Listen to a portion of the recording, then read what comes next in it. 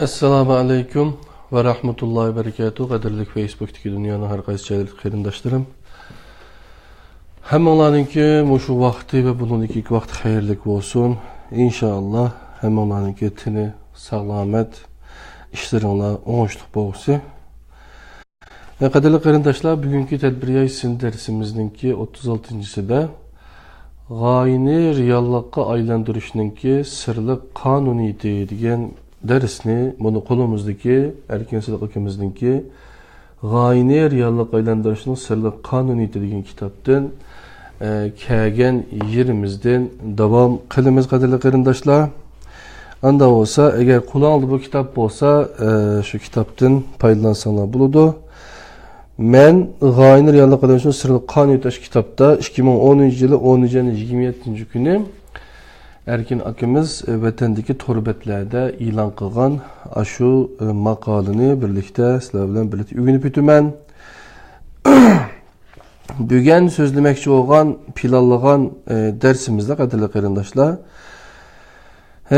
o'ziga tortish qonuniyati qandoq va nima uchun unum berdi?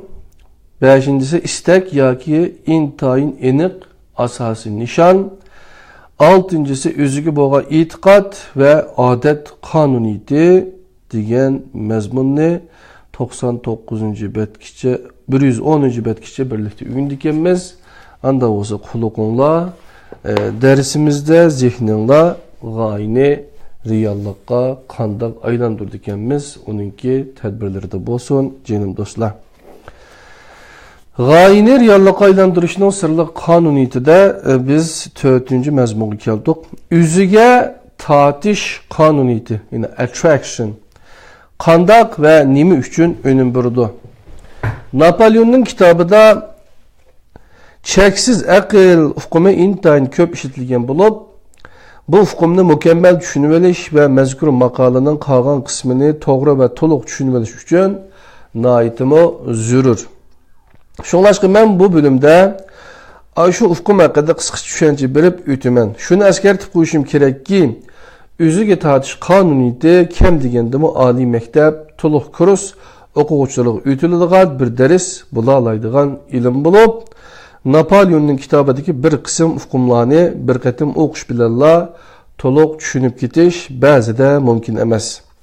Şunlaşqa oqurmanlarning ba'zi ufqumlar to'g'risidagi mazmunni savrichalik bilan bir qancha qatim o'qib chiqishini, o'qiganda ishlatilgan har bir so'zga alohida ahamiyat berishini o'tinaman. O'ziga tortish qonuniyati ikki xil ayrim funksiyalik birlashmasi orqali o'yin berdi. Uning biri cheksiz aql. Yana biri bo'lsa koinot odat kuchi. Siz ko'nglinizda saqlagan bir oy, o'zi bilan equivalent, ya'ni tengdosh bo'lgan fizikalik narsani o'ziga tortadi. Mushu jarayonda koinot odat kuchi ko'nglingizni ashundoq qilish usuli bilan ta'minlab, cheksiz aql bo'lsa sizning o'yingizning tarqalishi bilan uningga qaytarilgan inkasning qabul qilinishi o'rtasiga bog'lanishini ta'minlaydi. Men bu maqolaning birinchi qismida tilga enip ötkünümdek Andrew Napoleon'a bütün zihnini muvaffaqiyet felsefesini qandaq qo'nishga markazlashtirib, onun nima uchun inim bir deganligi masalasidan qat'iy saqlanishni nihoyat qattiq topilgan. Bunun sebebi Andrew bu felsefeni hamma dindikilarning o'xshash yusunda paydalanishni arzu qilgan bo'lib, uni birer e'tiqodga bog'lab qo'yganda o'qirmanlarning şu zamanla netçi bölünüp ketadiganligidan ensirigen. Ama Napoleon oylab bay buluş degan kitabını ilan qilgandan keyin nurg'un o'qirmanlar yanıla xiyolning reallikqa aylanishi ma'lum bir kuchning ta'siri orqali amalga oshadi ekan degan tunishga kelgan. Shunlashqa Napoleon o'ziga tortish qonuniyatining nima uchun unum beradiganligini aniq tushuntirish orqali yuz berish ehtimolligiga bor bo'lgan xato tushunchalarning oldini olishni qaror qilgan. Şunun bilen özünün oylab bay buluş degan kitabının kim bergen leksiyalarida bu mesele üstüde iniq ve aşkara tushuncha berib o'tgan.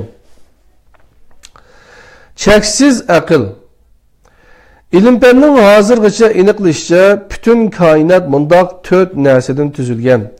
Vaqt, bo'shliq, modda va energiya. Shundaqla yer shari badaningizdagi milliardlagan hujayralarning har biri hamda jismlardagi har bir atomdimi kichik bo'lgan zarracha qatorliq narsalarning hammasi eng dastlabki ma'lum bir shakldagi energiya shaklida vujudga kelgan. Osmondagi eng cho'ng yulduzdan tortib har bir odamgacha bo'lgan har bir narsa energiya bilan moddaning birikmasi orqali paydo bo'lgan. İstek deganimiz bir tefekkür impulsi, ilgili sürüş gücü bulup, tefekkür impulsları bolsa ma'lum şekillerdeki energiyadan ibarettir. Siz istekning tefekkür impulsidan foydalanıp bir pul tepish jarayonini boshlaganda, siz o'zingiz uchun xizmat qilmoqchi bo'lgan narsa bilan tabiat mushu yer sharini hamda sizning badaningiz va tefekkür impulslari ish elib boradigan menginizni o'z ichiga olgan kainatdaki her bir şekildeki cisimlarni berpa qilish vaqtida ishlatgan narsalar o'xshash bo'ladi. Ya'ni energiya bilan modda o'xshash narsadan tuzilgan bo'lib, faqat ularning shakllari bir-biriga o'xshamaydi. Kainatdagi har bir narsa bilan boshqa narsalar o'rtasidagi bog'lanish cheksiz aqldan iborat. Cheksiz aql va yushurun aql. Cheksiz aqlni bir yanfon sistemasiga o'xshash sistema deb tushunishga bo'ladigan bo'lib, u chaqda yushurun aql sizni shu sistem bilan munosabatlashtiradigan narsa bo'ladi. Yushurun aql bundaq rolni tumandagi 3 xil shaklda amalga oshiradi. Birinchi, siz o'z turmushingizga nimani tartib ekanmoqchi ekanligingiz to'g'risidagi bir ideyani tarqatgan vaqtingizda yushurun aqlingiz bir signal tarqatish punkti bo'ladi. Ikkinchi, cheksiz aqldan sizga qaytib kelgan ideyalar uchun o sizning signal qabul qilish punktingiz bo'ladi. Uchinchi, shundaqla o sizning yangi choralarni vujudga keltirish uchun ishlatadigan barliq uchur va ideyalaringizni saqlab turadigan uchur skladingizmi bo'ladi. Tuvanda men yushurun aqlning bu 3 xil rolini qisqa tushuntirib o'taman. Sizning engingiz yoki asosiy engingiz har xil uchurlarga sizning silash, ko'rish, anglash, tetish va purashdan iborat 5 tuyg'u, ya'ni sezimingiz orqali erishadigan bo'lib, ularni bir qatim süzgüçtün süzüp, ötküzüp, andın qabul qiladi. Sizning asosiy engingizga kirgan uchurlarning hammasi yushurun engingizga kiradigan bo'lib, yushurun engingiz o uchurlarni süzgüçtün ötküzmeyla ularning hammasini qabul qilib saqlaydi. Sizning yushurun engingiz o uchurlarning qimmatini bağlamaydi. Ularni yaxshi va nachar degan yoki ijobiy va salbiy degan turlarga ayirmaydi. Ularning hammasini aynan qabul qiladi. Hamda ularning hech qaysini unutib qolmaydi. Sizning yushurun engingizga ta'sir ko'rsatadigan narsa onunga bir ideyani qaçılgan vaqtki sizning qizg'inligingizning darajasi bo'lib, o ideyaga hamroh bo'lgan hissiyat qancha kuchli bo'lsa, o ideyamo ko'zga shuncha oson cheliqadigan yoki yushurun engingizning shuncha bak ahamiyat berishiga erishadigan bo'ladi. Siz o'z o'zingizga bergan har qanday taklif avtomatik taklif, auto suggestion deb atiladi. Agar siz o'zingizga oid ma'lum bir narsani o'zgartmoqchi bo'lsangiz, uni siz o'z o'zingizga o'ylash yoki harakat qo'llanish jihatda ashundoq bir o'zgarishni hosil qilishni deydigan bir taklifni vujudga keltirish orqali amalga oshira olasiz. Siz o'zingiz uchun vujudga keltirgan bu taklifni ijobiy holda muayyanlashtirish yoki ijobiy holda ko'z oldiga akilish tariqasida ishingizda qayta takrorlash orqali o yangi istak sizning yushurun engingizga kirgizilgan bir narsaga o'zgarib, avtomatik holda cheksiz aql sistemasining bir tarkibiy qismiga aylanadi. Shunday qilib sizning yushurun engingiz sizning tafakkur to'lqinini tarqatadigan tarqitish punktingiz bo'lib, avtomatik təklif bolsa, sizin tarqıtış punktinizin rolunu əməlgə aşırdığan bir нәрsə boludu.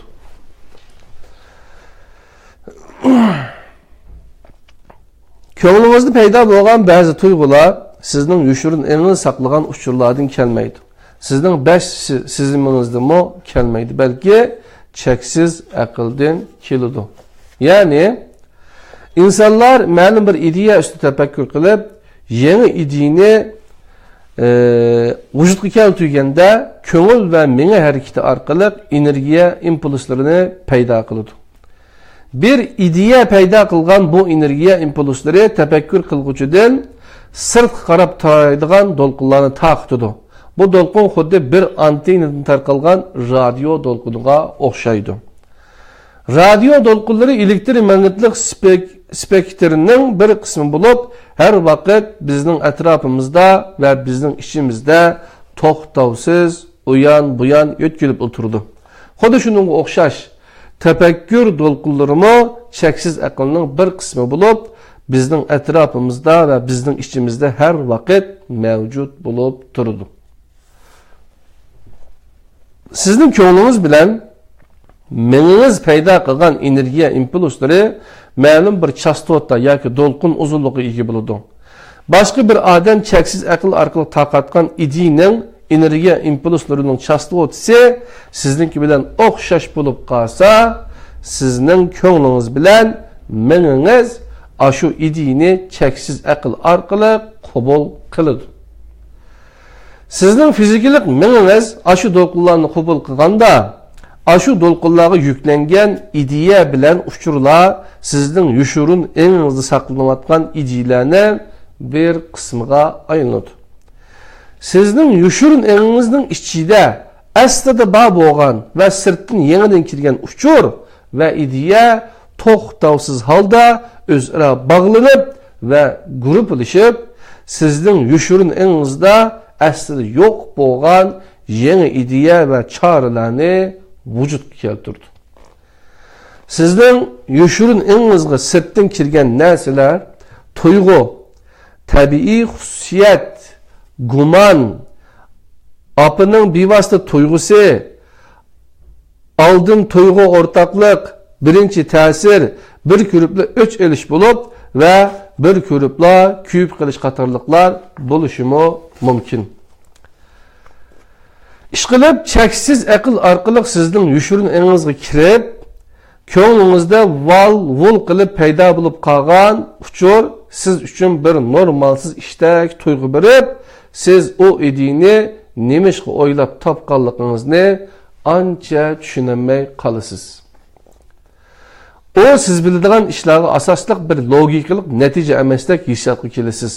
Buning sababi o ideya sizning ideyangiz emas bo'lib, o sizning öz tecrübelerinizden yoki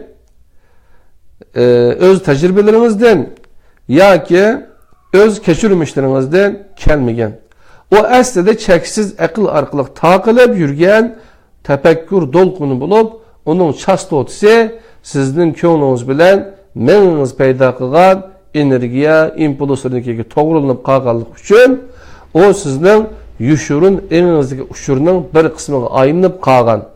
Sizning asosiy engingiz o'xshash mohiyatlik ideyalarga markazlashganda, yushurun engingizga sirtdan kirgan o ideya sizning tasavvuringizda val-vul qilib paydo bo'ladi. Tushunishlik bo'ldimi ya? Biraz murakkab bir gapgan hamda ma turklarda frekansim uyushmuyor deydigan bir gap bor. Yani chiqishamayman degancha, ona shuna deb qo'ydi, chastotum tutmaydi, bizga to'g'ri kelmaydi deydi. Ashunga o'xshash gapgan qadrli qarindoshlar, qaraganda bu gapmi bekor gap emaskin. 3-chi, koinot odat kuchi.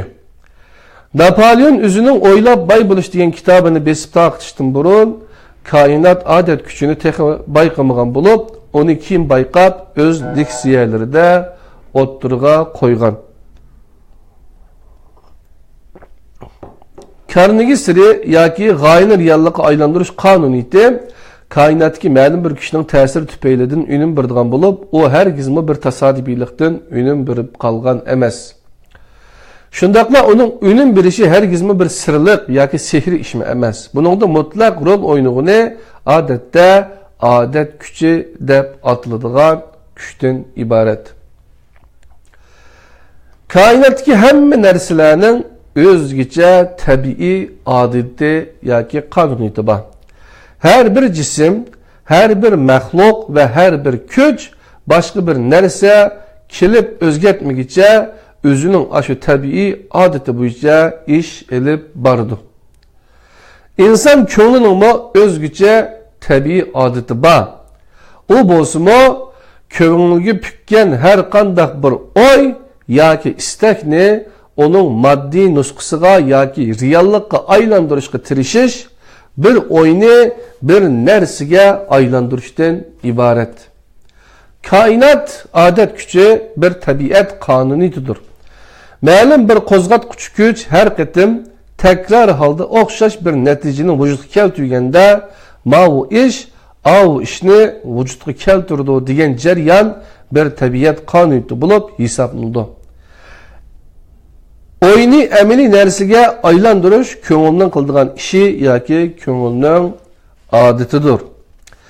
Napolyon 30 yildan ortiq vaqt sarf qilib, eng muvaffaqiyatli bo'lgan kishilardan necha mingni tadqiq qilib, ularning aqidasi bilan ular qo'lga keltirgan muvaffaqiyatlar o'rtasidagi munosabatni analiz qilgan. Natijada o'ziga tortish qonuniyati bilan g'oyat zo'r muvaffaqiyatlar o'rtasidagi bog'lanishning izchil turda bir xil bo'lganligini bayqab, ko'ngilning o'ziga pukilgan bir o'yga ko'rsatgan inkosi hargizmo tasodifiylikdan yuz bergan bo'lmasdan, balki oldin faraz qilg'ili bo'ladigan bir tabiat qonuniyati bo'yicha natijalanganligiga to'liq ishongan. Adamdan tuvan turadigan jonliqlarning hammasi biz tabiiy prinsip deb ataydigan kainat odat kuchining bevosita ta'siri bilan yashaydi, ko'paydi va dunyolik vazifalarini odat davom qiladi. Faqat insonlarga tanlash erkinligi bilan yashash odati tang va o'zaro bog'langan asosda ato qilingan bo'lib, bu xil holatni inson tafakkurining shaklini o'zgartirish orqali o'zgartgili bo'ladi. Siz faqat o'zingizning o'yini o'zingiz turg'izish va o'zgartirishdan iborat bu imtiyozingizni ishga solish orqali o'z taqdiringizni jahonni zilzilaga soladigan darajada kontrol qila olasiz. Sizning o'ylaringiz bir aniq shaklga kirgizilgan hamon uni koinot odat kuchi o'ziga o'tkazib olib, bir mangulik odatga aylantirdi. Andın o adet başka küçükrak oy şekilleri tarafidan sıkıp çıkarılgıca öz petice saklanıp mağdı. Kainat adet küçü bir tabiat kanuniyeti bulup onun körüsüce sizden bir adetiniz köp qatim tekrarlanganda o sizden bir tabiatinizge aylanıdı. Eğer siz ma'lum idilerini öz ko'nglinizda tekrarlayverdikensiz ularni kainat adet küçü o'ziga o'tkazib olib, ularni sizning tabiatingizga aylantirib o'tadi. Odat sizga foydali unumni beradi, ziyonli unumni beradi. Sizning ko'nglingiz o'zingizga kelgan har qanday ideyani qabul qilib, uni reallikka aylantirishga tirishadi. Agar ko'nglingiz mag'lub bo'lish andishasi bilan to'lgan bo'lsa, ko'nglingizning amalga oshirmoqchi bo'ladiganimi dal ashu mag'lubiyat bo'ladi. Ama siz maqsadlik holda o'zingizning o'yini o'zgartirib, ko'nglingizni muvaffaqiyat qozonish umidiga markazlashtirdikansiz, ko'nglingiz sizga muvaffaqiyat ado qilish yo'lida tirishidi. Sizning ko'nglingiz o'zingizga mayli mag'lubiyatni tortsin yoki muvaffaqiyatni tortsin, sizning ko'nglingiz o'yini reallikka aylantirishdagi sabab koinot odat kuchidan iboratdir. Mazkur bilimni tuvandagidek xulosalash mumkin. O'ziga tortish qonuniyatining deyishicha, siz bir magnitga o'xshash bo'lib, siz istagan va ko'nglingizni markazlashtirgan har qanday bir narsani o'zingizga tortasiz. Ko'nglingizdagi bir o'y yoki istak o'zingizga siz istagan real narsani tortib kelishlik sabab. O'y bilan reallik o'zaro bog'langan bo'ladi. Bundaq bağlanış cheksiz aql orqali amalga oshadigan bo'lib, butun koinotdagi hamma narsani o'zaro bog'lab turadigan narsa model shu cheksiz aqldir. Har bir individual narsa energiyaning bir xil shakli bo'lganligi uchun dunyodagi hamma narsalar o'zaro bog'langan bo'ladi. Har bir jism, har bir maxluq va har bir kuch o'xshash bir narsa energiyaning o'xshamagan nusxasidan iboratdir. Her bir individual narsaning bir o'ziga xos moyilligi, tabiiy odati yoki mavjud bo'lib turish holati bo'ladi. Her bir maxluq, jism yoki kuch o'zining tabiiy odati yoki tabiiy xususiyati bo'yicha ish tutadigan bo'lib, faqat boshqa bir narsa kelib o'zgartgandala bu xil ahvolmi o'zgaradi. İnsan ko'nglining o'ziga xos tabiiy odati yoki moyilligi bor. U bo'lsa-mu har qanday bir o'y yoki istakni shu o'yning fizikalik nusxasiga aylantirish. Bu moyillik koinot odat kuchi deb ataladi. İnsanlar o'z o'yini o'zi aniq holda o'zgartira oladigan alohida iqtidorga ega bo'lib, bu jihatda o'zining tabiiy xususiyati bo'yicha ish tutadigan boshqa narsalarga o'xshamaydi. Shuningdek, ko'nglingizni nimaga markazlashtirishni siz o'zingiz kontrol qilasiz, qila olasiz. Shu orqali koinot odat kuchidan o'zingizga foydali holda foydalana olasiz. Qisqasi, siz ko'nglingizga qaysi ideyani turg'izishni o'zingiz kontrol qila oladigan bo'lib, ko'nglingizning tabiiy odati ko'nglingizdagi shu o'yni reallikqa aylantirishdan iborat. Shuningdek, agar siz bir o'yni aniq holda ko'nglingizga pukidi ekansiz, o holda ko'nglingiz avtomatik holda foydalanishga bo'ladigan barliq amallardan foydalanib, shu o'yni amalga oshirishga tirishadi. Qadrli qarindoshlar, anda olsa o'ziga tortish qonuniyati kuchi deganni ko'dak, jinim do'stlarim, o'ziga tortish qonuniyati qandoq va nima uchun unum berdi deganni biroz tushunib yetdik. Hamda g'oyani reallikqa aylantirishning sirli qonuniyati 2010-yili 11-oyning 5-kuni Erkin akamiz vatanda e'lon qilgan mushu maqolaning davom bo'lgan 3-maqoladagi mazmunlarni birlikda o'rganamiz. Kitobda qo'limizdagi Erkin Sidiq, doktor Erkin Sidiqninki kishilik taraqqiyot haqidagi yozmalar 2-qism kitobdan g'oyani reallikqa aylantirishning sirli qonuniyati Napoleon Hillninki kitobininki tarjimasini biz o'rganyapmiz. Erkin Sidiq akamizga rahmat aytamiz. 5-chi istak yoki intayin aniq bo'lgan asosiy nishon. Xiyolni reallikqa aylantirishning birinchi qadami siz erishmoqchi bo'lgan narsaning nima ekanligi haqida o'ylab chiqqan intayin aniq ideya bo'lishdan iborat. Buni Napoleon o'zining birinchi kitobida intayin aniq asosiy nishon, inglizcha definitive aim deb atab, ikkinchi kitobida bo'lsa istak deb atagan bo'lib, Napoleonning muvaffaqiyat qonuniyati degan kitobidagi birinchi prinsip mana shu hukmdan iborat bo'lgan. Istak degan so'z uchun ishlatilgan inglizcha so'z desire bo'lib, yulg'un navbatida bu so'zning ma'nosi arzu, umid, istak, tilak deb ilingan. Lekin inglizchada arzu uchun wish, umid uchun hope ishlatilgan bo'lib, Napoleonning kitobidagi desire degan so'z faqat istak degan ma'noda ishlatilgan. Bu sözün üzüge tartış kanuniyetini oynaydıgan rolü bek mühim bolgaçqa, men bu yerde azraq alayda eskertiş berip ütümen. Birinci keşfiyatçı bilen sergerdan. Bunun hikayesini tinşaymiz kaderli qarindaşlar.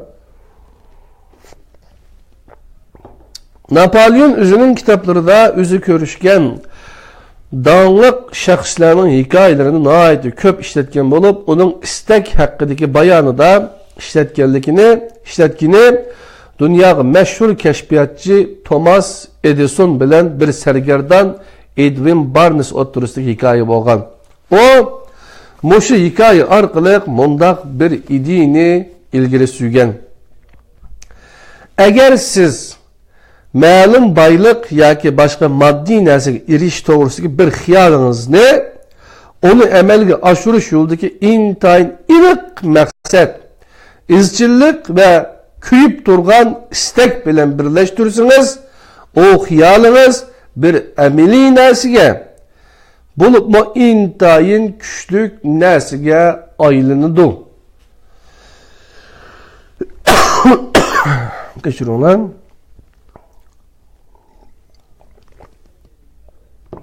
Aynı vaqtda Edwin Barnes isimli bir sergerdan Thomas Edisonga sherik bo'lish niyatiga kelibdi. Lekin o dastlabda mundaq ikki masalaga duch kelibdi. Biri Barnes Thomas Edisonni tunimaydi ekan. Yana biri bo'lsa uning poyez bileti elib Thomas Edisonning qishig'i bag'dak puli yo'q ekan. Köpünce kişiler bundaq ahvalga yo'liqqanda öz niyetidan yangan bo'ladi. Lekin Barnes unda qilmabdi. O Thomas Edisonning şirketi joylashgan shaharga yuk poyezga tushib beribdi. Poyezdin tushganda Barnes bir sergerdan tusini olgan bo'lib, uning xiyoli bo'lsa bir podshohning tusini olgan. Uning istiki bir odatlik istak emas, bir arzu emas, bir umid emas bo'lib, o bir intayin iniq asası nişan idi. O barlıqını ata qilish arqılıq öz istigini amalga oshirish uchun qat'iy iroda bog'lagan.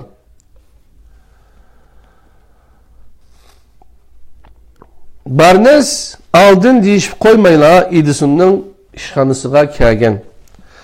Sekretar uningdan nemish kelganligini so'raganda bu yosh yigit hech qanday aymamasdinla men Edisonga sherik bo'lg'ili keldim deb javob bergan. Barnes Edison bilan ko'rishib bir soat so'zlashgan.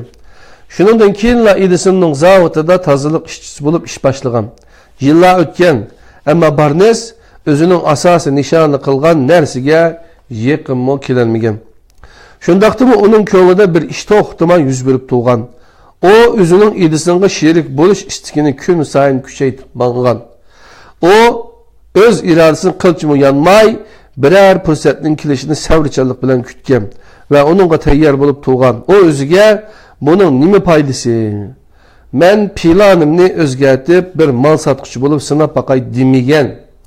Uning aksicha, men bu yerga Edisonga sherik bo'lish uchun keldim. Mushu ish uchun ömrümning qolgan qismi sarf bo'lsin-ki, men cho'qim o'z nishonimni amalga oshiraman degan. O haqiqatan qat'iy niyatga kelgan. Bir intayin iniq maqsadni ko'ngilda tug'izib, uni odamning butun vujudini qoplab oladigan darajaga kelguncha ko'ngilda saqlab, uningga yetish uchun to'xtovsiz kurash qilgan. Aşında kurash qilganda odam haqiqatan ko'zlagan narsaga erishalaydi. Önümge erishalaydi. Barnes Edisonga sherik bo'lish fursatini kutib, Edisonning zavodida jami 5 yil tozalik ishchisi bo'lgan. 1888-yili Edison bir Ünalgı mashinasini keşif qilganda, uning shirkatidagi bozorlashga mas'ul bo'lgan kishilar bu mashina setilmaydi deb qarab, uningga ancha qiziqmagan. Barnes bo'lsa, uni men sota olayman deb o'ylab, bu xiyolini Edisonga aytgan. Edison bo'lsa, uningga bir fursat berishni qaror qilgan. Barnes o mashinani setishda intayin muvaffaqiyatli bo'lgandan keyin, o mashinani setishda intayin muvaffaq bo'lgandan keyin, o mashinani bütün Amerika miqyası setiş ve tarqitish mulozimatini Barnesga bergan. Shunda qilib Barnes Edisonga haqiqatan sherik bo'lgan. Shu orqali u boy bo'lib, shu orqali o'ylab boy bo'lish qonuniyatini bir qatim isbotlagan. O boy bo'lib 2-3 million dollar pulga erishgan bo'lib, 20-asrning 5-idagi bu 2-3 million pul 2-3 million dollar pulga erishgan bo'lib, 20-asrning 5-idagi bu 2-3 million pul setib olish qiymati jihatda 21-asrning 5-idagi 60 million dollardan ko'proq pulga to'g'ri keladi. Bu yerde aşı puldumu muhimroq o'rinda turadigan narsa Barnesning mundaq bir ishni isbotlagandan iborat. İnsanlar hozirgacha bayqalgan intayin aniq bilimlardan foydalanib bir xiyolni amaliy narsaga aylantira oladi. Bu bilim tuvanda tunishtirilgan istak yoki intayin aniq asosiy nishon prinsipidan iborat. İkinci mazmun istak. Siz mayli bir cho'ng narsani arzu qiling yoki bir kichik narsani arzu qiling, onun cho'qim bir asosiy maqsadi bor bo'lib, bu maqsad sizning ko'nglingizda intayin aniq va konkret bo'lishi kerak. Sizning istikingiz yoki intayin aniq asosiy nishoningiz bir konkret nishon bo'lishi, bir cho'ngroq obyekt bo'lishi yoki sizning butun hayotingizga yetakchilik qiladigan bir felsefilik hikmetlik söz bo'lishi mumkin. Agar siz onu bir xiyoldan reallikqa aylantirmoqchi bo'ladi ekansiz, onun namoyandasining qandoq bo'ladiganligini cho'qim intayin aniq bilishingiz kerak. Psixologik prinsiplar mundaq deydi. Birinci, insan bedenining her bir ixtiyori hareketini insanın xiyoli keltirib chiqaradi, kontrol qiladi va yetaklaydi. Bundaq jarayon ko'ngilning roli orqali amalga oshirildi. İkinci, sizning elinizda ma'lum bir xiyol yoki ideyaning mavjud bo'lib turishi, shuningga mos keladigan bir xil hissiyotni vujudga keltirib, sizni ashu hissiyotni shuningga mos keladigan badan harakatiga aylantirishga qistaydi. Bu hareket sizning xiyolingizga tel-tüküz uyg'unlashgan mos kelgan bo'ladi. Bu prinsipni boshqacharoq qilib bayon qilsak, siz bir nihoyat aniq maqsadni tanlab, shu maqsadni amalga oshirishga qat'iy iroda bog'lasangiz, shu tanlashni qilgan paytdan boshlabla bu maqsad sizning elingizdagi hukmron o'rinda turadigan xiyolga aylanadi. Şunun bilen siz şu maqsadni amalga oshirish uchun zarur bo'lgan haqiqiy ahvollarga, uchurlarga ve bilimlarga sezgir bo'lib turasiz. Siz ko'nglingizga bir intayin aniq maqsadni o'rnatgan paytdan boshlabla siz ko'nglingiz anglab, sizning ko'nglingiz anglab ve angsiz holda şu maqsadni amalga oshirish uchun zarur bo'lgan materiallarni yig'idi ve ularni o'zida saqlaydi. İstek sizning hayotingizning aniq maqsadining nima ekanligini belgilaydigan bir omildir. Sizning asosiy istikingizning nima ekanligini boshqa hech kim belgilab bermaydi. Uni siz o'zingiz tanlagan hamon o sizning intayin aniq asosiy nishoningizga aylanib, o bir reallikqa aylanib bo'lguncha sizning ko'nglingizning diqqat markazida turadi. Başka bir ziddiyetlik istek ko'nglingizga kirmaguncha aslidagi istek o'z o'rnini hargizmi bo'shatib bermaydi. Agar siz o'z hayotingiz uchun bir intayin aniq asosiy nishonni tanlamaydi ekansiz, siz öz energiyangiz bilan öz tafakkuringizni intayin ko'p ishlarga ve her xil yo'nalishlarga chechib etib, kuchingizni bir yerga yig'olmaysiz, hem de kararsız ve aciz holatda yashaysiz. Bu xuddi bir cho'ng'aytquchi aynak yoki linzaga o'xshash. Siz kun nurini ashundaq bir aynak bilan bir nuqtaga intayin kuchli holda yig'ish orqali bir panni ko'ydirib uni tishib etasiz. İntayin iniq maqsadning roli ana shu cho'ngaytquchi aynakninki bilan o'xshash. Agar siz o aynakni elib etib, o'xshash miqdordagi kun nurini heliqi pangi 1 million yil tushirsangiz-mo, uni hargiz ko'ydiranmaysiz, jinim do'stim. Siz o'zingizning istikini intayin astoydinlik bilan tanlashingiz hamda uni tanlab bo'lgandan keyin uni bir varaq qog'ozga yozib, har kuni kam deganda bir qatim ko'rib tura oladigan bir joyga chaplab qo'yishingiz lozim. Bunda qilishning psixologik asosi bor. Ya'ni mushunda qilishga sabab bu maqsadni o'zingizning yushurun inga intayin qattiq o'rnatib, uni yushurun ingizga bir odat yoki bir loyiha sifatida qabul qildirib, shu orqali o'z hayotingizdagi ish faoliyatlaringizga shu maqsad hukmronlik qiladigan, sizni shu maqsadning ichiga yushirilgan narsaga qadam yetaklaydigan bir ahvolni vujudga keltirishdan iborat. Sizning o'z istikingizni, o'zingizning yushurun intayin qattiq o'rnatishingizning psixologik prinsipi avtomatik taklifdan iborat. O siz o'z o'zingizga qayta beradigan taklifdir. Avtomatik taklif prinsipini ilm bilan to'liq isbotlagan bo'lib, shuning asoslanganda sizning ko'nglingizga intayin cho'nqur o'rnab ketgan bir istak sizning butun badaningiz bilan butun vujudingizni o'zi bilan to'yindirib, ko'nglingizni bir intayin kuchli magnitga aylantirdi. Sizning istaydiğiniz bir amaliyotga uyg'un narsa bo'ladi ekan, magnitga o'xshab qolgan ko'nglingiz siz istagan narsalarni o'ziga tortib akab beradi.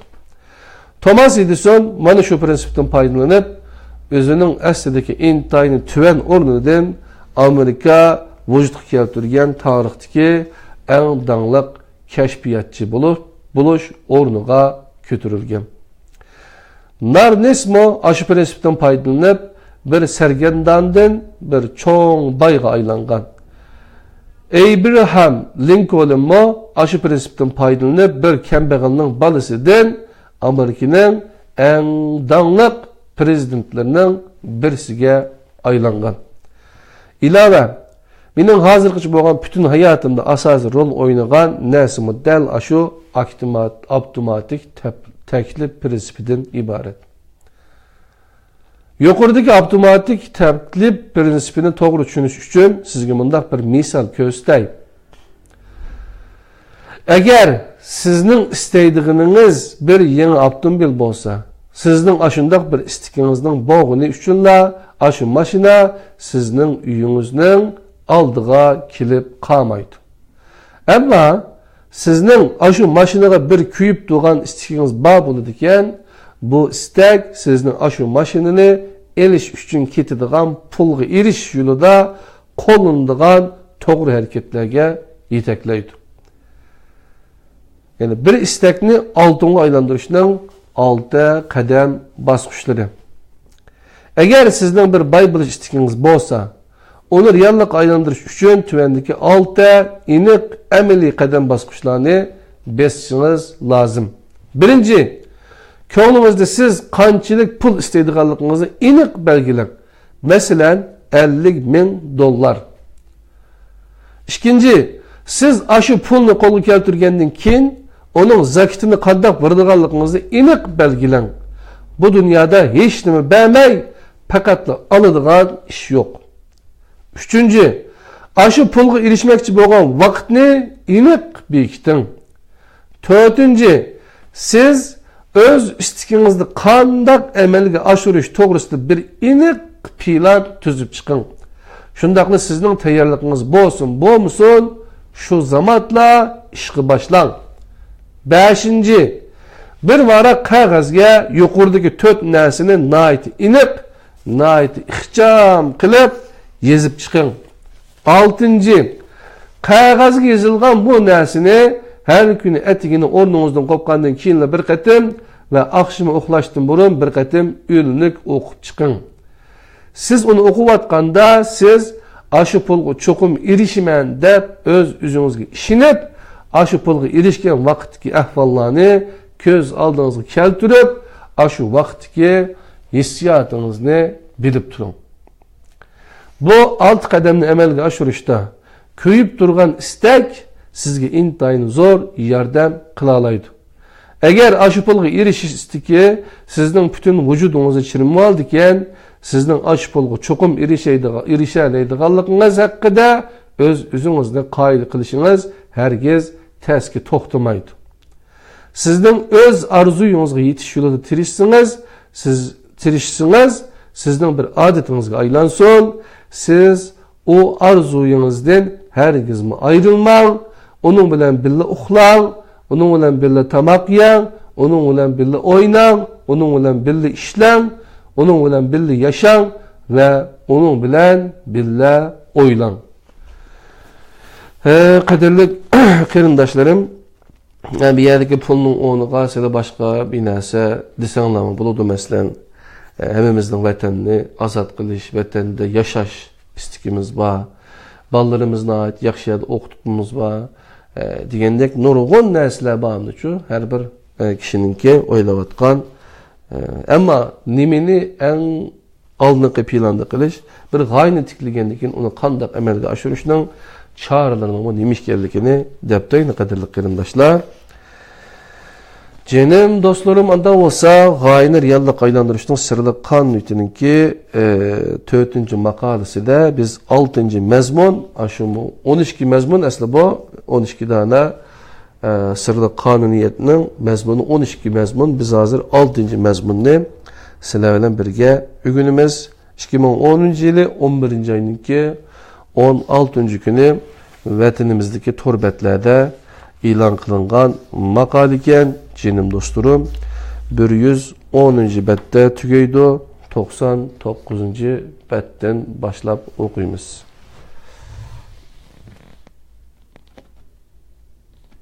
Bu az kaptı, vaktimiz 42 bulup ütepti.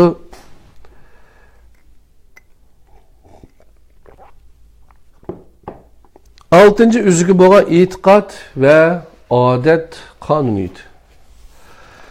Aldığım bölümlerde ben mundaq uqumlarını tonuşturdum. Siz qayta muayyenleştiriş arqılı özünüzün yuşurun eniga qattiq ornatgan her qandaq bir ideya avtomatik halda bir plan yoki loyihaga aylanadi. Onundan keyin bir xil ko'rinmas kuch mushu loyihadan foydalanib sizning harakatingizni ashu plandagi maqsadni amalga oshirishga to'g'rilaydi. Siz o'zingiz tanlagan her qandaq bir ideyani o'zingizning yuşurun eniga o'rnatishga foydalanadigan prinsip avtomatik taklif deb atildigan bo'lib, o siz o'zingiz o'z ko'nglingizga beradigan taklifdan iborat. Xuddi elektr energiyasi zavod korxonalardagi chaqlarni cho'g'ilitib, insoniyat uchun minglagan, millionlagan shaklda xizmat qildiganiga yoki bo'lmasa to'g'ri foydalanmaganda hayotni ostin-ustin qilib o'tadiganiga o'xshash, agar to'g'ri foydalansangiz avtomatik taklif prinsipi sizni tinchlik va gullanishning egiz cho'qqilarga chiqara oladi. Shundaqmi agar to'g'ri foydalanmasangiz, o sizni azob uqubat va kambag'alchilikning cho'nqir o'ymuniga tushirib o'tadi. Avtomatik taklif prinsipining bundaq roli bir ideyani sizning yuşurun eningizga o'rnatish orqali amalga oshadi. Ben mezkur bölümde bir ideyani yuşurun anga o'rnatishda kam bo'lsa bo'lmaydigan bir qancha elementlarni tonuşturup o'taman. Birinci, itiqat bilan muayyenleştirish. Hozirgi zamonda ko'pincha kishilar itiqat degan so'zni diniy itiqat, diniy aqida degan so'zlar bilan o'xshash ma'noda ishlatadi. Lekin Napoleonning kitobida bu so'z sizning ma'lum bir ishni qila oladiganligingiz to'g'risidagi o'zingizga bo'lgan ishonch, qarash, mutlaq va qat'iy tavranmas aqida degan ma'noda ishlatilgan. Sizning ma'lum bir ishni qila oladiganligingiz to'g'risidagi o'zingizga bo'lgan ishonch, qarash, mutlaq va qat'iy tavranbas aqida degan ma'no ishlatilgan. Avtomatik taklif prinsipining bir istakni reallikqa aylantirishdagi muhim rolni tushunishda oldi bilan tuvandagi bayonotni to'g'ri va to'liq tushunib olish intayin muhim. E'tiqod ko'ngilning bir xil holati bo'lib, uni avtomatik taklif prinsipidan foydalanib, yoshurum anga takrar o'g'itish orqali vujudga keltirgili bo'ladi. Tekrar muayyanlashtirish harakati sizning yoshurun engizga buyruq bergan bilan o'xshash bo'lib, o'zingizda e'tiqod hissiyotini o'zligini yetildirishning hozirgacha bayqalgan birdan-bir unumli usulidir. Sizning aqidangiz yoki e'tiqodingiz sizning yoshurun engizning harakatini belgilaydigan ilmingiz bo'lib hisoblanadi. Siz her qanday bir istekni o'zingizning yoshurun engiga o cho'qim amalga oshidi degan aqida bilan turg'izilganda, sizning yoshurun engingiz foydalanishga bo'ladigan eng bevosita va eng amaliy yo'llardan foydalanib, uni o'zining moddiy ekvivalentiga aylantirdi. Ya'ni buni boshqacharoq bayon qilsak, siz bir istekni yoshurun engizga o'rnatgan vaqtda uni cho'qim bu istekim cho'qim amalga oshidi degan aqida yoki e'tiqod bilan birlashtirib, yoki o istakni yoshurun engizga ashundoq bir aqida yoki e'tiqod darajasiga ko'tarib turib o'rnatishingiz kerak. Unda qilmaydi ekansiz, o istak o'zingizning yoshurun engining harakatini kontrol qilish rolini o'tayolmaydi. İkinci bitalaylikni kishilar o'zlari keltirib chiqardi. Dunyoda millionlagan odamlar borki, ular o'zlarining bir kambag'al holatga tushib qolishini yoki mag'lub bo'lishini bitalaylik yoki talaysizlik deb atiladigan bir xil g'alati kuchning ta'siridan bo'lgan deb qaraydi. Hamda uni biz o'zimiz kontrol qila olamiz deb o'ylaydi. Amaliyotda bo'lsa, ularning kulfati bilan nasbesishni ular o'zlari keltirib chiqargan. Ya'ni ularning yoshurun engiga men bir bitalay odam degan salbiy qarash o'rnab ketgan bo'lib, yoshurun ang bir salbiy mohiyat qarashga, xuddi bir ijobiy mohiyat qarashga o'xshashla muomala qiladigan bo'lg'achqa, ularning yoshurun engi shu salbiy tunishni reallikqa aylantirgan. Agar siz bir salbiy ideyani kallangizda nurg'un qatim takrorlab o'ylayverdi ekansiz, yoshurun engingiz uni o'ziga oxiri qabul qilg'izadi. Hamda uni eng amaliy qadam bosqichlar bilan reallikqa aylantirish uchun harakat qo'llanadi. Bitalaylik engidan saqlanishdan boshqa, siz o'zingizga nisbatan bir ishonch turg'izganda, onu çoqum yoshurun ang darajasida turg'izishingiz kerak. Agar siz o'zingizning ma'lum bir ishni vujudga chiqara oladigan qobiliyatiga nisbatan kallangizning orqa tarafida bo'lsa-mu azroqli gumon deb oldi ekansiz, yoki siz yolg'ondan o'zingizga ishongan bir qiyofatga kirib oldi ekansiz, qilmoqchi bo'lgan ishingiz hargizmo unum bermaydi. Üçüncü, hissiyat bilan birleşken tefekkür. Fakat hissiyatlar bilan zich birleştirilgen oy xiyallarla yoshurun anga haqiqiy turda ta'sir ko'rsatadi. Ko'p sondagi kishilar kayfiyat va hissiyat tarafidan kontrol qilinadi. Shundoq bo'lg'achqa, hissiyatlar ishidagi eng muhimlarini obdan bilib bilish nihoyatda zarur. Asaslık hissiyatlardan 7 icabi ve 7 icabi ve 7 selbi hissiyatlar var olup, selbi hissiyatlar sizden xiyalınızga tabii halde girip, sizden yardımınızga tayanmayla to'g'ri sizden yoshurun engizga yetib bardi. İcabi hissiyatlarını bo'lsa, siz avtomatik taklif prinsipidan foydalanib, xuddi ufkul uyg'andek o'z ko'nglingizga kirgizmasangiz bo'lmaydi. Shunda qilgandila o ijobiy hissiyatlar sizning yoshurun engingizga aylanadi, qadrli do'stlar. Bu hissiyatlar yoki tuyg'u impulslari xuddi xemirga soladigan xemir turishga o'xshash bo'lib, xiyol impulslarini bir passiv holatdan bir aktiv holatga o'zgartiradigan harakat elementi bo'lib hisoblanadi. Shunga hissiyat bilan nihoyat yaxshi birlashtirilgan xiyol impulslari so'g'uq sabablar tufaylidan boshlangan xiyol impulslarga qaraganda ko'p oson unum beradi. 7 asosli ijobiy hissiyatlar monolardan iborat. Birincisi istek hissiyatı, ikinci e'tiqod hissiyatı, muhabbet hissiyatı, cinsi münasebet hissiyatı, kızgınlık hissiyatı, romantik işler, ümit hissiyatları. 7 tane ijobiy hissiyat. İjobiy hissiyatlardan bulardan başkasını bağlı, bu 7'si ularning içindeki ijobiy tirishchanlikqa kişiler en köp qo'llangan ve en güçlü hissiyatlardır. 7 asası selbi hissiyatlar bunlardan ibaret. Korkuş, kızgınış, öçmenlik, intikam eliş, açgözlük yoki bekillik, hurapatlık, ağrınış. Qadrli qarindoshlar, 7 ijobiy, yani selbi hissiyatlar korkuş, kızgınış, öçmenlik, intikam, açgözlük, hurapatlık, ağrınış. 7'si paydalık bo'lgani istek, e'tiqod, muhabbet, cinsi münasebet, kızgınlık, romantik, ümit. İnsan ko'nglida ijobiy ve selbi hissiyatlar bir vaqtda taq mavjud bo'lib tura olmaydi. Cho'qim ularning birisi hukmronlik o'rnida turadi. İjobiy hissiyatni ko'nglingizdagi hukmron o'ringa o'ltirg'izish sizning mas'uliyatingiz bo'lib, bu ishda odat qonuniyati sizga zo'r darajada yordam qila oladi. İmkoniyatning baricha o'zingizda ijobiy hissiyatlarni qo'llanish va ulardan foydalanish odatini yetildiring.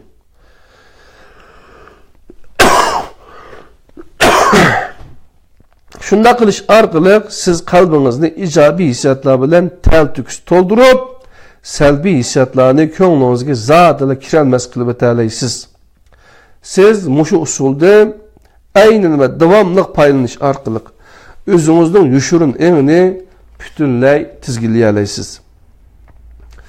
Yoshirin engingizda birla salbiy hissiyatning mavjud bo'lib turishi sizning yoshirin engingizdan keladigan barliq ijobiy yordamlarni butunlay üzüp tashlab etadi.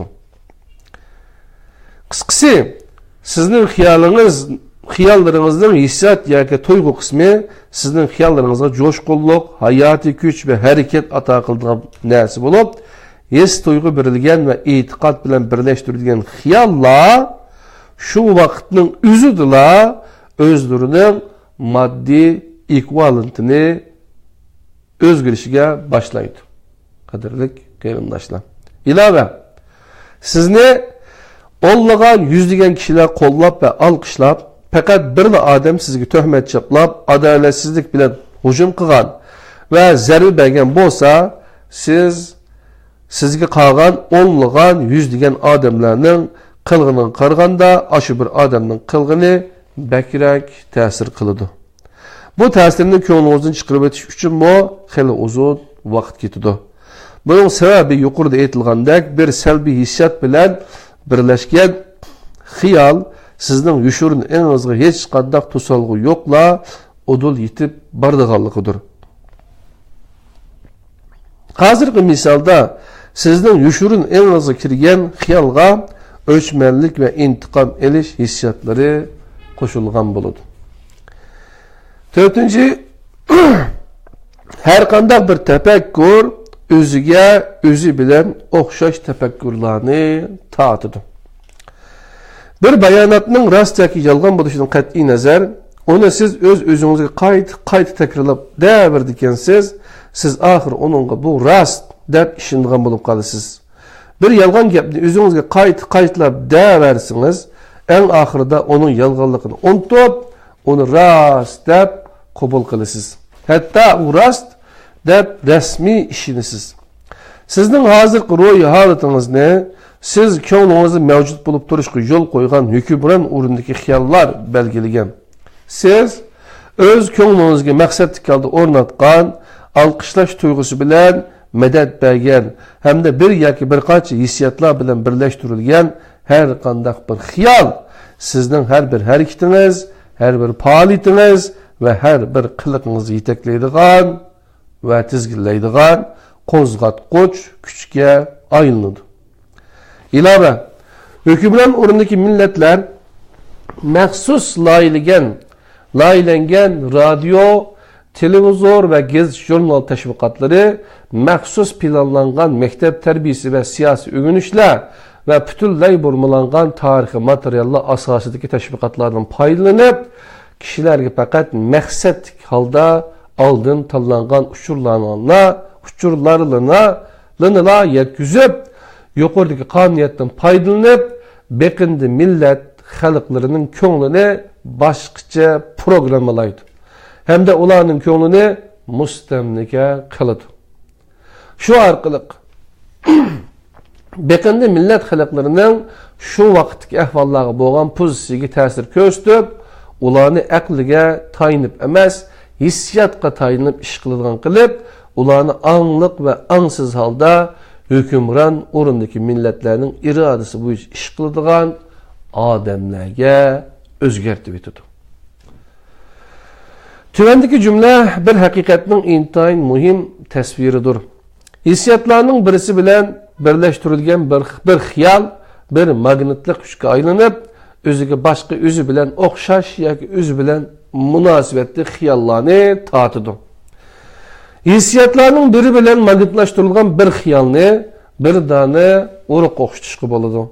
Bu uruqni bir munbat yerga terisingiz, o bexlinidi, cho'ngiydi, andin qayta ko'paydi, qayta ko'paydi. Aslidagi bir dana kichik uruq o'xshash qildiki sanoqsiz, minglagan, millionlagan danchilarga aylanadi.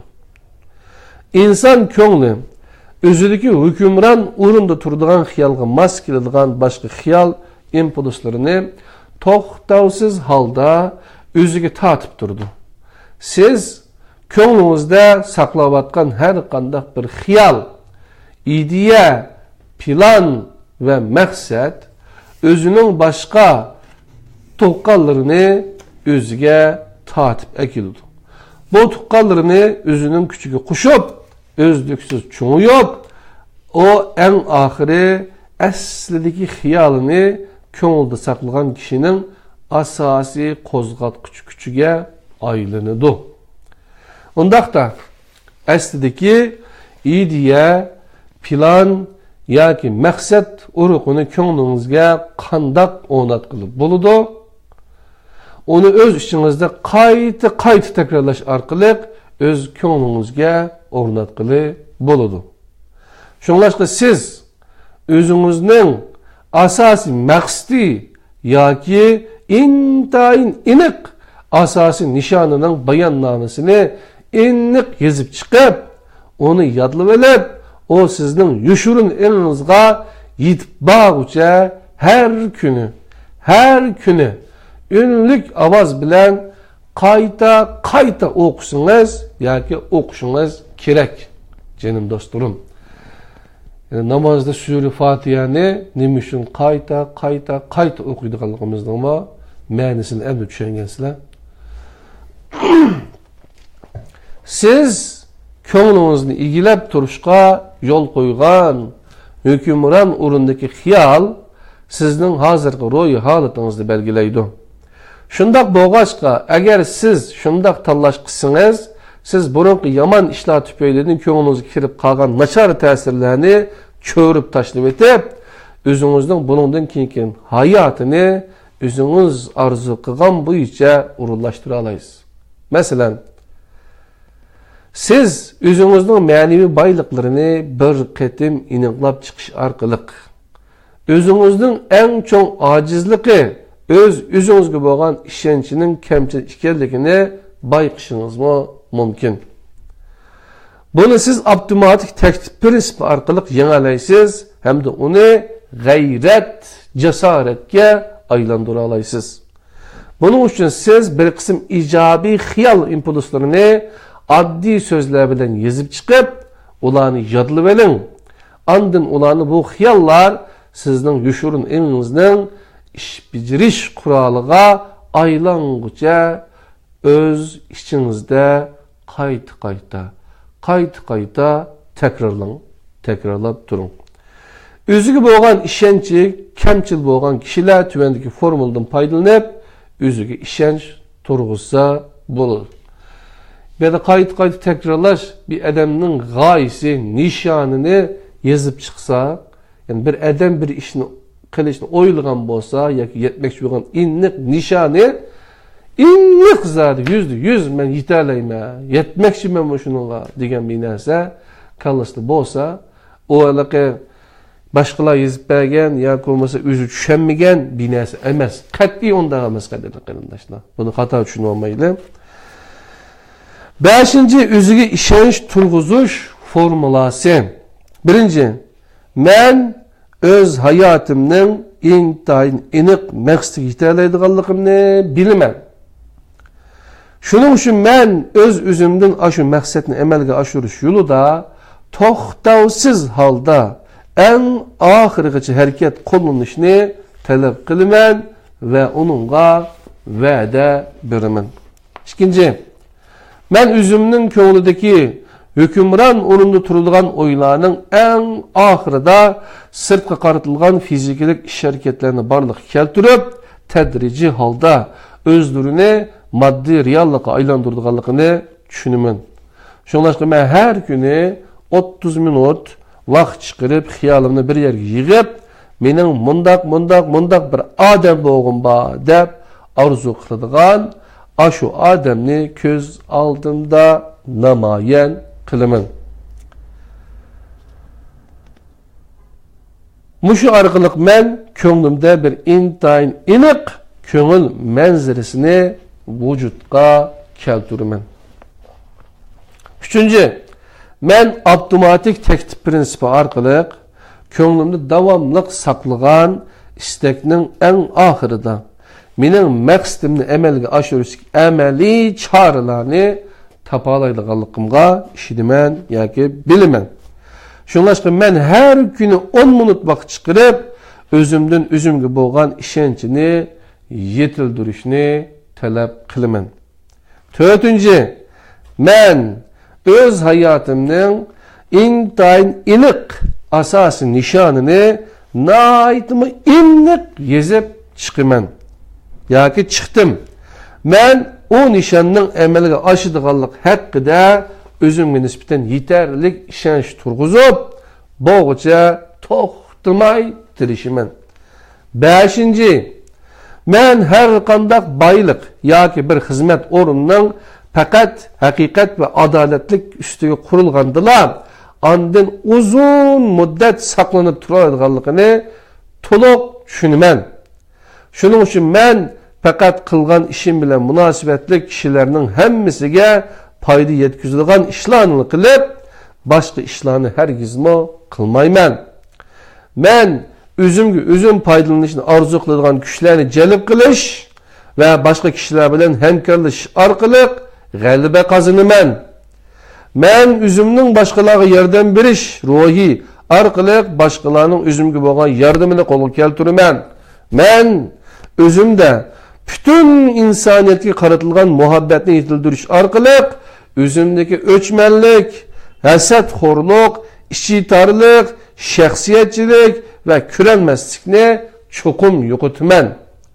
Chunki men boshqalarga qaratilgan salbiy pozitsiyaning o'zimga hargizmo muvaffaqiyat elib kelolmaydiganligini nayt obdan bilaman.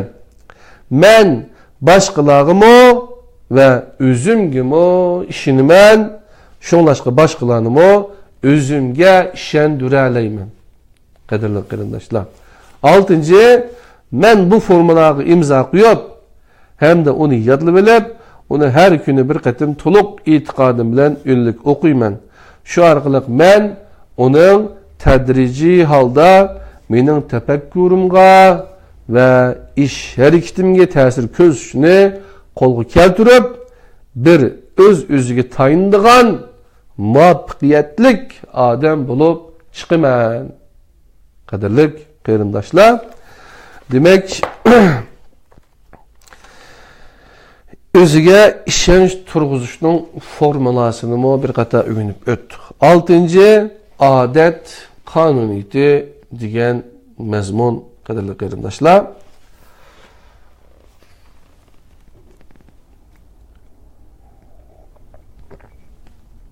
Siz öz istikingizni yezib chiqib, uni ko'p qatim takrorlashingizdagi maqsad o'zingizning ko'nglingizdagi asosli o'yga ishonishni bir xil odatga aylantirish.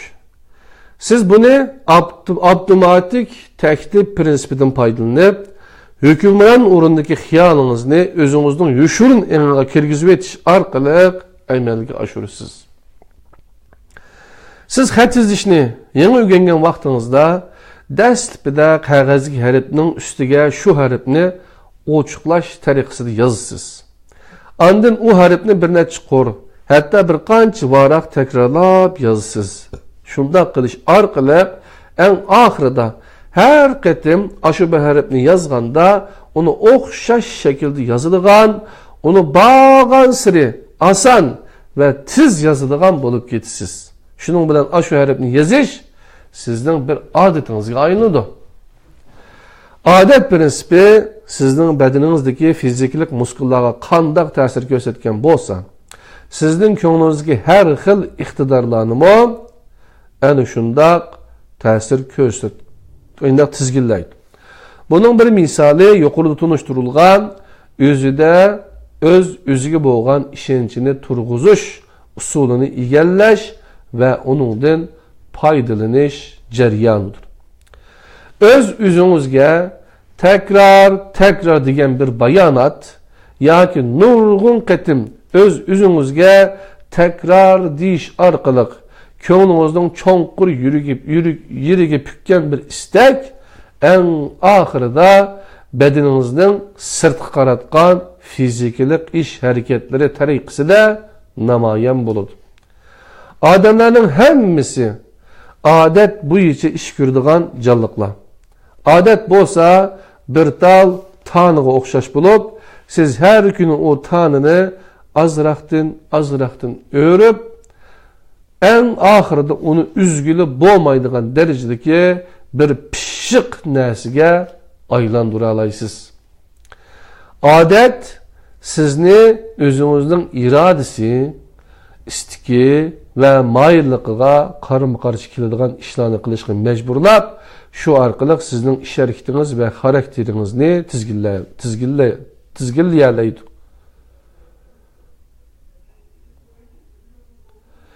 Shundoq bo'lgan ekan, siz uni egallay olasiz, idora qila olasiz, hamda o'zingizga foydali tarafga buriy olasiz. Minglagan kishilar mushu bilimdan foydalanib, adet küçünü yeni yönelişe başlagan.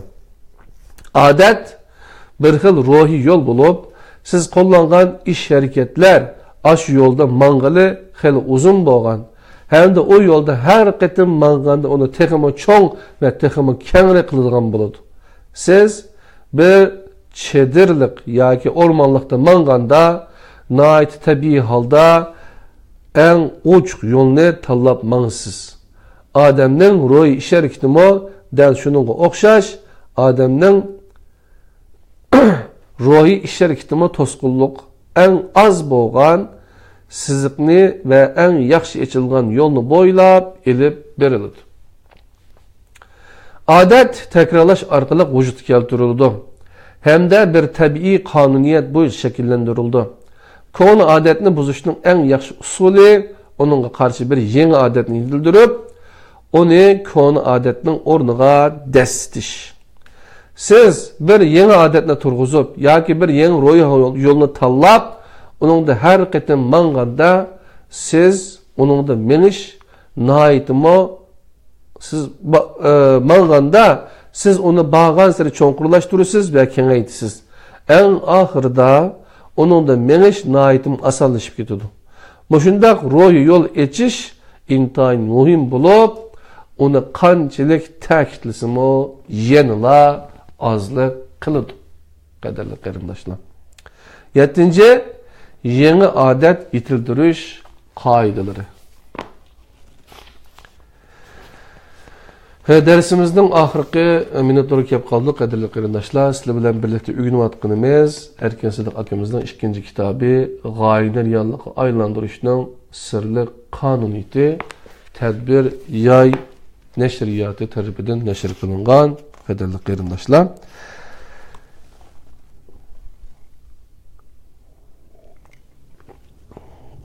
Yeni adet yetildirish qoidalari. Siz tüvendeki kaidelerden faydalanıp, özünüz isteydiğin yeni adetlerini yetildirirsiniz. Birinci, yeni adet yetildirişinin dastlabki mezgillerinde özünüzge naiti güçlük mecburlaş gücü ve naiti yukarı kızgınlık işletin. Tefekkürünüzden kelip çıkan his duygularını bilip duruşqa tirişin. İyisiniz bolsun ki, siz hazır özünüz için bir ruhi yol etişinin birinci kademini besivatkan bulup, bunda qilish dastlabida nait qiyinga to'xtaydi. Ammo tadrijiy holda osonlashadi. Dastlabida har bir yo'lni imkoniyatingizning bericha ochiq va cho'nqur yasang. Shunda qilsangiz, o yo'lda keyingi qatim manganda siz uni osonla ko'ra olasiz. Ikkinchi, butun zehningizni mushu yangi yo'l yasashga markazlashtirib, barliq kon yo'llarni butunlay unutib keting. Sizning ko'ngil bildirganingiz fakat siz hazır yasavatkan yeni yolla bolsun. Üçüncü, yasıgan yolunuzda imkan kadar köprek menin. Talay ve fırsatlarının özlükünün kilişini saklap oturmay, şunda kılışka özünüz fırsat yaratın. Yeni yolda kanç köp mansınız, o yol şunca baldur asallışıdı. Dördüncü, siz burundan menip kilovatkan kona ve asanlırak yolda menişki boğan kızıktırışka bütünley karşı turun. Siz her qitim aşında qılganda siz teximi iradelik bulup, sizin keyingi qitimda kon yolda mangmasınız teximi asanlaşıdı. Ama onun aksiçi buludiken, siz kon yolda meniş patqiqiga teximi çoğunqurip etip, kon yoldan vaz keçişiniz bağansırı qiyinga to'xtaydi. Bu bir intayin halkalık peyt bulup, işinin beşidin başlapla özünüzün yüksek cesareti bir işini izcil davamlaştırış ruhi ve tevrenmez iradesini ispatlan. 5.